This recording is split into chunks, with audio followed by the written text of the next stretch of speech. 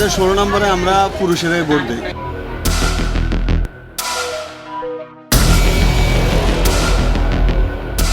এবারকার আমার মনে হয় নারীরা ভোট দেওয়ার জন্য অলরেডি রেডি আছে। 2026 সালে এসেও যদি শোনেন বাংলাদেশের একটি গ্রামের নারীরা কখনো ভোট দেয়নি, তাহলে কি অবাক হবেন? অবাক হওয়ার কিছু নেই।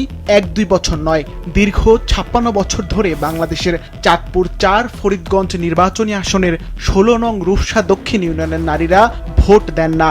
নির্বাচন কমিশনের অনেক চেষ্টার পরেও নারীরা ভোট কেন্দ্রে যান না। স্থানীয়রা জানান 1969 সালে ভারতের জৈনপুর থেকে মওদুদ হাসান নামে এক পীরের আগমন ঘটে সেই জেলায়। সে সময় কলেরা রোগের মহামারী থেকে বাঁচতে তিনি সকল ধর্মের নারীদের ভোট না দিতে নির্দেশ দেন। আমাদের 16 নম্বরে আমরা পুরুষেরাই ভোট দিই। আমাদের মহিলাদের ভোট দেওয়া নিষেধ, কারণ আমাদের এখানে আমাদের হুজুর নিষেধ করে গেছিল। কলেরা বসন্ত আসিল, বক্সা ছিল, বর পর্যন্ত সবাই মাংস পড়ে গেছে। এরা আলাদা সুস্থ হয়েছে, বুঝলি?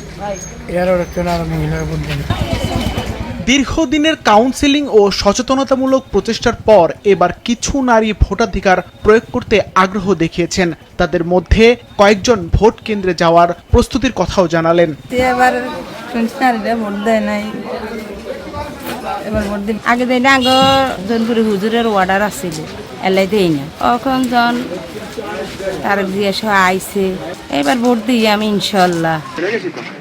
আসন্ন নির্বাচনে নারীদের ভোটাধিকার নিশ্চিত করতে ওই এলাকায় ব্যাপক উদ্বুদ্ধকরণ কার্যক্রম চালানো হয়েছে।